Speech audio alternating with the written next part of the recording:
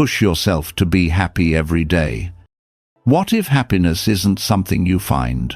What if it's not a destination, a prize you win at the end of a long struggle, or a good mood that only shows up when life is perfect? Most of us spend our lives waiting for happiness.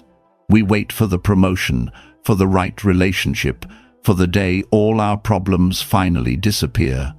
We treat joy like a package we've ordered, one that's supposed to be delivered to our door eventually.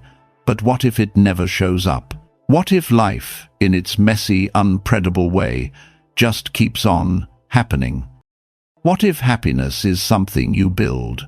What if it's a skill, a muscle you can train every single day? This isn't about pretending everything's okay when it's not. This is about how you can use ancient, time-tested practices to build a sense of joy that doesn't get washed away by the next storm. It's the story of how you can stop waiting for happiness to find you and start creating it, one intentional choice at a time. Let's talk about a guy we'll call Alex. On the surface, Alex was doing everything right. He worked hard, he loved his family, and he played by the rules. But underneath, he was waiting. He was waiting for the pressure to finally let up, for all his hard work to finally feel like peace, and for the universe to just give him a break. He held on to the belief that one day, the quiet anxiety that hummed in his chest would just vanish. For him, happiness was the reward he'd get at the finish line. But the finish line never got any closer. A project at work would go sideways. A relationship would hit a rough patch. An unexpected bill would land on the kitchen table. Every time he thought he was about to reach the top of the hill, a new, steeper one appeared right behind it. His life wasn't a tragedy, but it was a constant, grinding effort. The happiness he was waiting for felt like a mirage in the distance, and he was starting to feel like he'd spend his whole life walking toward it, but never actually arriving. He was becoming a passenger in his own life, convinced that his happiness was completely at the mercy of the world outside. The turning point, discovering the tools of the mind. It was in this state of quiet desperation that Alex stumbled onto an ancient philosophy, one born not in peaceful classrooms, but in the chaotic world of Roman emperors and gladiators. He discovered Stoicism. At first, it sounded cold and depressing, a philosophy about gritting your teeth and just enduring whatever life throws at you. But the more he read, the more he realized he had it all wrong. Stoicism wasn't about getting rid of emotions. It was about not letting your emotions get rid of you. It gave him a radical, empowering idea. True happiness doesn't come from our jobs, our bank accounts, or what other people think of us. It comes from within. The Stoics taught that while we can't control the world around us, the world inside us, our thoughts, our choices, our responses, is ours to command. This was the light bulb moment. Alex realized he'd been playing the game completely wrong. He was spending all his energy trying to control things he couldn't, when his real power was in learning to control his own mind. He stopped asking, "When will my life get easier?" and started asking, "How can I get stronger?" He learned that happiness isn't a feeling you wait for, but a discipline you practice. It's a set of mental tools, a daily routine to build a fortress of inner peace that outside events can't shake. This is the story of how he built that fortress, brick by brick, and these are the 3 core practices he used, the same ones that are available to you right now. The first discipline, building your inner citadel. The first and most important practice is what the Stoics called the dichotomy of control. The philosopher Epictetus put it perfectly. The chief task in life is simply this: to identify and separate matters so that I can say clearly to myself which are externals not under my control and which have to do with the choices I actually control. This one idea was a game changer for Alex. His whole life had been one long struggle against things he had zero power over. He'd get furious about traffic, stressed about a co-worker's attitude, or anxious about the economy. His peace was constantly being held hostage by things happening outside of him. The Stoic practice taught him to draw a very clear line. On one side, everything he couldn't control, other people, the weather, the past, the future. On the other, the few things he could control, his own thoughts, his actions, and his attitude right now. This isn't about giving up. It's about being smart with your energy. It's about stopping the pointless worrying and focusing on what you can actually do. So Alex started a new morning ritual. Before checking his phone, before the noise of the world rushed in, he'd take out a journal. On one side, he'd list his anxieties for the day. What if my presentation bombs? What if I get stuck in traffic? What if my client is in a bad mood? Then he'd go down the list and ask one simple question for each item. Is this in my control? His boss's reaction? Nope. The traffic? Definitely not. The client's mood? Not a chance. He'd draw a line right through them. Then, on the other side of the page, he'd write what was in his control. He couldn't control if his boss liked the presentation, but he could control how well he prepared and the effort he put in. He couldn't control the traffic, but he could control leaving 10 minutes earlier.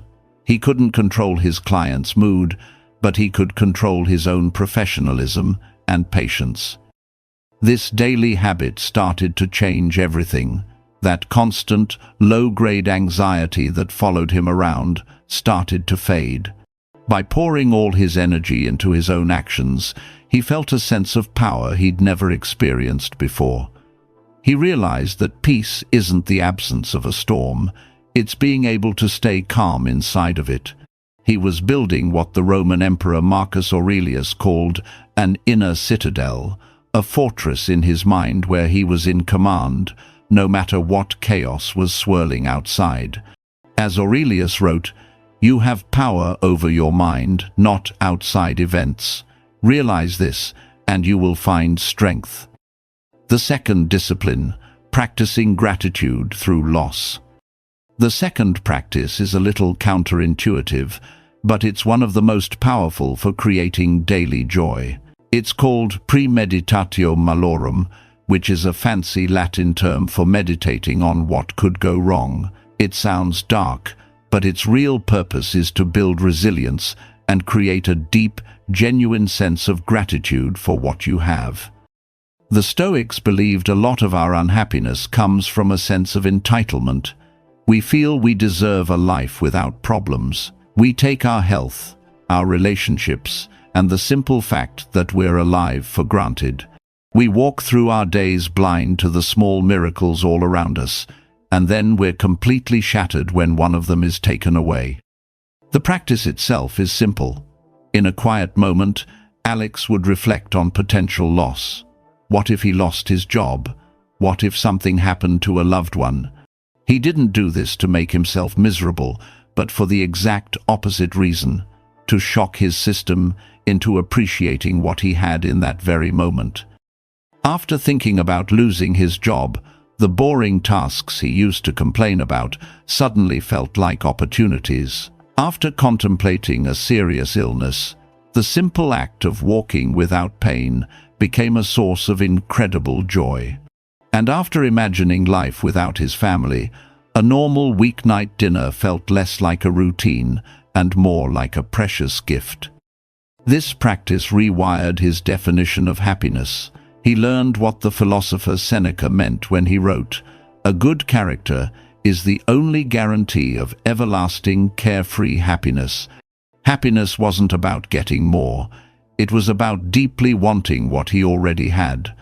By wanting less and appreciating more, he found a kind of wealth that money can't buy. This exercise also acted as an armor against future challenges. By mentally preparing for setbacks, they lost their power to shock him.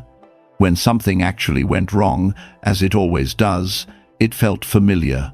He'd already walked that path in his mind. Instead of panicking, he could respond with calm and resolve. He started to see challenges not as punishments, but as training chances to practice courage, patience, and resilience. The third discipline, the daily review. The final practice is what ties everything together.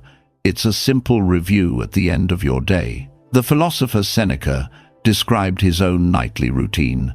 I will keep constant watch over myself, and most usefully, will put each day up for review.